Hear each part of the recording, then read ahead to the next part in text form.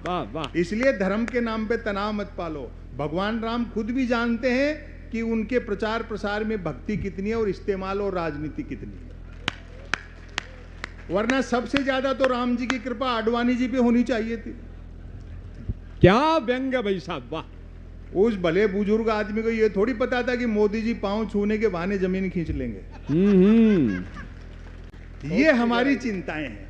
महाभारत और रामायण, ये रामलीला मैदान में कवि सम्मेलन है। दो महान ग्रंथ हमारे, उनसे क्या शिक्षा मिलती है?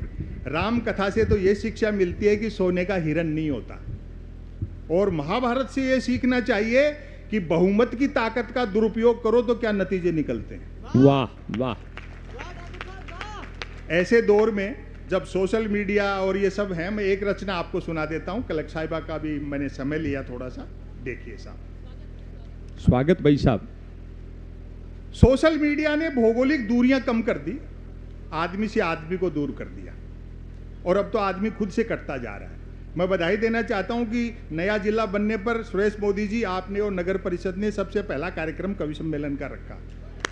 घरों से निकलिए, आप एक दूसरे से मिलिए। ये जो मोबाइल है, इसमें जितना जरूरी हो उतना ही उपयोग करना चाहिए। ये आपका समय बहुत खाता है, सोचना विचारना, आपकी एकाग्रता, पढ़ना लिखना। तब मैं एक कविता सुनाता हूँ, वो रचना सुनाता हूँ आपको। स्वागत भाई साहब। मैं अपना स्थान लूंगा, कवि सम्मेलन आगे चलेगा। स्वागत। ये सोशल मीडिया देखो क्या जोरदार चीज है। यदि किसी ने कुछ एक अक्षरों तक की नेकी कर डाली हो तो उसको फेंकने के लिए ट्विटर से बेहतर दरिया नहीं है। जो कुछ नहीं कर सकता है वह भी ट्वीट कर सकता है, और एक बार जो ट्वीट करने लगता है फिर वो कुछ नहीं कर सकता है। मैं तो सोशल मीडिया का लोहा उस दिन मान गया जब एक सज्जन ने YouTube पर मेरे कवि सम्मेलन की एक ही क्लिप को साल में 100वीं बार सुना और नीचे गाली लिखी, लानत है संप सरल को, नालायक ने साल भर से रचना तो छोड़ो कपड़े तक नहीं बदले। वो कितना समय आपका खाता है। तब देखिए एक रचना, पुराना समय याद करो। यहीं मंडी में घूमते थे, कितनी मस्ती थी। किसी को बिना फोन किए चले जाओ, घंटों बैठे रहो, चाय पान खान पीन सब चलता था। अब आज वो चीजें नहीं हैं। तब मैंने सुनाया पुराने समय के जो विरोधाभास हैं उनमें से व्यंग निकाल। वे भी क्या दिन थे, पहली पंक्ति से पकड़ना। स्वागत। वे भी क्या दिन थे जब घड़ी एक आध के पास होती थी और समय सबके पास था। और अगली पंक्ति पर आपकी तालियां उठेंगी। आज की तरह नहीं था कि फेसबुक पर 5000 दोस्त हैं और परिवार में बोलचाल बंद है। वाह वाह वाह वाह भाई साहब, वाह। आप लोग 2 पैसे देते हो, हम कवियों के शायरों के घर चलते हैं, हमारे बच्चे अच्छी शिक्षा प्राप्त कर रहे हैं, हम सुविधापूर्ण जीवन जीते हैं। लेकिन इसका मतलब ये नहीं कि कवि सम्मेलन मुशायरा हम लोगों के लिए धंधा है। हम लोगों के लिए कोशिश रहती है, ये मिशन है। Mobile, internet, media, social media में उलझी पीढ़ी शब्दों से मोहब्बत करे, किताबों की तरफ लौटे, बुजुर्गों का सानिध्य हासिल करे। एक निवेदन कर दूं, दुनिया की कितनी भी एडवांस टेक्नोलॉजी हो, उजाला बनाया जा सकता है, धूप नहीं बनाई जा सकती। पहले सुविधाएं कम थी, सुख बहुत था, जीवन में संघर्ष और चुनौतियां थी तो भी रोमांच था। तो पुराने समय के जो विरोधाभास हैं वहीं से मैंने एक रचना निकाली, सुनिए। स्वागत भाई साहब। हालांकि ऐसा नहीं कि सब कुछ ही खराब हो गया हो, लेकिन हमने कीमत ज्यादा दे दी उस बदलाव के लिए। आज ही हरीश हिंदुस्तानी कह रहे थे, बोले भाई साहब देखो कितना खराब जमाना आ गया। एक टाइम ऐसा था मैं 5 रुपए लेके बाजार में निकलता था और घंटे भर में बोरा भर के सामान ले आता था। मैंने कहा हरीश जी अब ये संभव नहीं है, क्योंकि हर दुकान में CCTV कैमरे लग गए। लेकिन हमने उस बदलाव की कीमत ज्यादा दे दी, पुराने समय के विरोधाभास। तब मोबाइल तो क्या, लैंडलाइन फोन तक नहीं होता था, अतः झूठ सिर्फ आमने सामने मिलने पर ही बोला जाता था। हाँ, एक एक पंक्ति कमाल है भाई। खान पान शुद्ध था और यादाश्त अच्छी थी। हर व्यक्ति को 7-7 पीढ़ियां याद रहती थी, अपनी भी और गाली गलौच होने पर दूसरों की भी। हमारी प्राथमिक शिक्षा तो ऐसी थी जिसमें शिक्षा प्राथमिक नहीं थी। वाह। हमारा 50 बच्चों, 3 अध्यापकों, 2 पेड़ों और एक कमरे का स्कूल हुआ करता था। आज तो इतने के बल पर लोग यूनिवर्सिटी चला रहे हैं। क्या व्यंग भाई साहब, वाह। पढ़ाई लिखाई को लेकर कतई तनाव नहीं रहता था, क्योंकि हम विद्यार्थियों और अध्यापकों के बीच एक समझौता था कि सप्ताह में 3 दिन वे स्कूल नहीं आएंगे और 3 दिन हम। बोलचाल में राजस्थानी का इस्तेमाल होता था, मातृभाषा, हरीश हिंदुस्तानी बोल रहे हैं, बोलचाल में राजस्थानी का इस्तेमाल होता था। हिंदी सिर्फ शहरों तक सीमित थी, और अब आपकी तालियों से मोहब्बत मिलनी चाहिए, हिंदी सिर्फ शहरों तक सीमित थी और अंग्रेजी तो पीने के बाद ही बोली जाती थी। कई प्रकार के खेल कूद थे, अब तो बच्चे गेम के नाम पर वीडियो गेम खेलते हैं। बच्चे भी क्या करें, खो खो, कुश्ती और कबड्डी तो संसद विधानसभाओं में चले गए। वाह वाह। बाकी खेलों को क्रिकेट ने बाउंड्री लाइन से बाहर कर रखा है। जो चैनल खोलो क्रिकेट। एक दिन तो टाइम पास के लिए मैं भी देख रहा था, तो कमेंटेटर ने बड़ी ऊंची फेंकी कि जब से धवन और कोहली ने मूछें रखी हैं तब से धुआंधार परफॉर्म कर रहे हैं।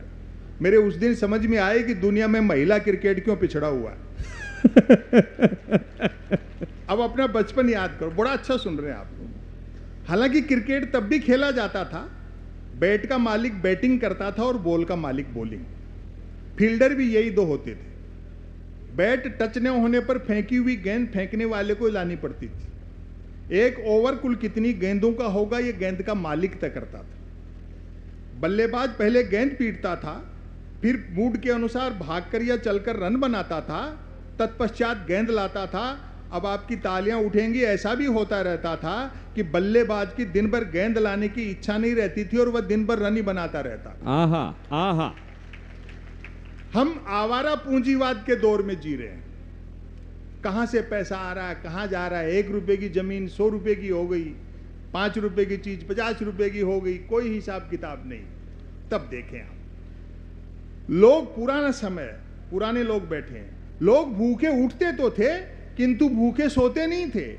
महंगाई बिल्कुल नहीं थी, ईमान के अलावा सब कुछ सस्ता था। और सस्ताई का अंदाजा आप इसी से लगा लें कि फिल्मों में हीरोइनों को पैसा कम मिलता था तो भी कपड़े पूरे पहनती थी। क्या व्यंग भाई साहब, वाह।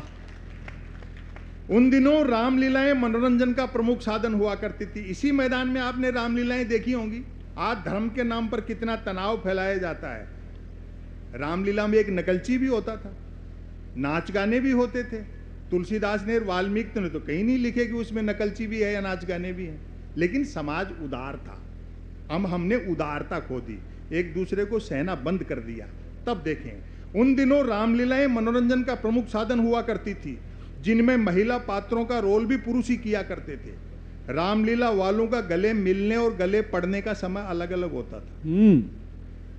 रामलीला मंडली गांव की धर्मशाला में ठहरती थी। हम बच्चे दिन में धर्मशाला में जाकर देखते थे कि गत रात ही एक दूसरे के जानी दुश्मन रहे बाली और सुग्रीव साथ साथ ताश पत्ती खेल रहे। शूरपनखा मंथरा के लिए चाय बना रहा है। और हर पुरुष की जो घर में औकात है, चटाई पर बैठा रावण रात को आरती में आए पैसों का हिसाब मंदोदरी को दे रहा है। वाह भाई साहब, वाह वाह वाह। इसलिए धर्म के नाम पे तनाव मत पालो। भगवान राम खुद भी जानते हैं कि उनके प्रचार प्रसार में भक्ति कितनी है और इस्तेमाल और राजनीति कितनी है। वरना सबसे ज्यादा तो राम जी की कृपा आडवाणी जी पे होनी चाहिए थी। क्या व्यंग भाई साहब, वाह। उस भले बुजुर्ग आदमी को यह थोड़ी पता था कि मोदी जी पांव छूने के बहाने जमीन खींच लेंगे।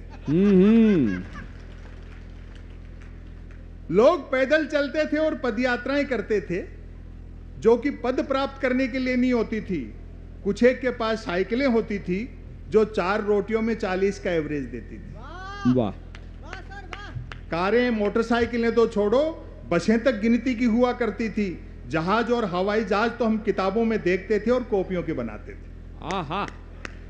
याद आती हैं वे मीटर गेज की कोयले के इंजन वाली गाड़ियां। तय करना कठिन था कि ट्रेन और यात्रियों में कौन किसको ढो रहा है। यहीं से चढ़ते थे, दिल्ली जाते थे, न आने का टाइम न पहुंचने का टाइम। तय करना कठिन था कि ट्रेन में और यात्रियों में कौन किसको ढो रहा है। उनकी स्पीड का तो यह हाल था कि घंटे आध घंटे का सफर होता था तो भी लोग 3 वक्त का खाना बांध कर चलते थे। ट्रेन में चढ़ने में जितना पसीना आता था, उतरने में उससे अधिक आता था। यात्री काट की सीटों पर काट के उल्लू बने बैठे रहते थे। डिब्बे में डफली वालों का गाना बजाना चलता रहता था। और भारतीय यात्री का मनोविज्ञान पकड़ना, और पकड़ लो तो मुझे बताना। डिब्बे में खड़े डफली वालों का गाना बजाना चलता रहता था। खड़े यात्री भजन पसंद करते थे और जिन्हें सीट मिल जाती थी वे गजल। हाँ हाँ, क्या मनोभाव है, वाह। लोग फरमाइशें करते रहते थे और डफली वाले गाते रहते थे। डफली वालों को पैसा देने का वक्त आता था तब फरमाइशें करने वाले खुद गाने लगते थे।